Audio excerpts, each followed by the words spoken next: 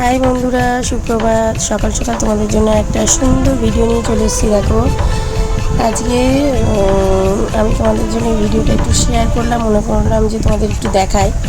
আমাদের অনেকগুলো আম গাছ আছে, তার মধ্যেই একটা গাছে আগের দিন ঝড়ে যে আম পড়েছে, দেখো প্রায় 2 বালতি আম পড়েছে।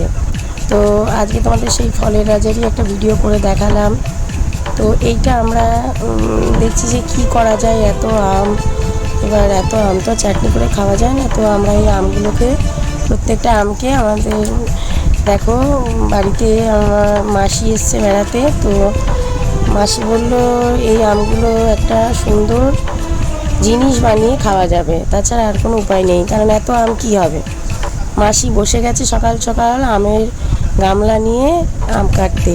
তো আমগুলো প্রত্যেকটা কাটবে, কাটার পর কী করবে বা কী বানাবে সেটা আমি তোমাদের পরেই ভিডিওতে শেয়ার করব। আপাতত তোমাদের এইটুকু শেয়ার করলাম আজকে ভিডিওতে।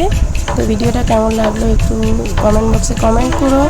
আর তোমরা যদি এই আম দিয়ে কোনো রেসিপি জানো, তোমরা জেনে তো একটু শেয়ার করো, তাহলে আমাকে কমেন্ট বক্সে লাইক করো। আর আমার সাথে ডেইলি ভিডিওতে থাকার জন্য ফলো করে রেখো আমার চ্যানেলটাকে।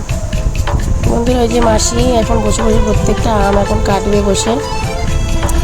তো যাই হোক, আমের খোসাগুলো বেশি শক্ত, তো তাদের অনেক অভিজ্ঞতা আছে।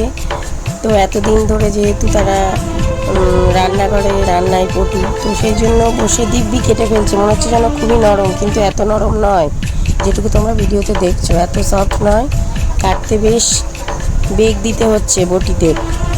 তো বন্ধুরা, এতগুলো আম মাসি এক হাতে বসে বসে সব নিমেষের মধ্যে কেটে ফেললো। আর সেটাতে নুন হলুদ মাখিয়ে ছাদে আমরা শুকোতে দেবো। তো এই পর্যন্ত আজকের মতো, টাটা।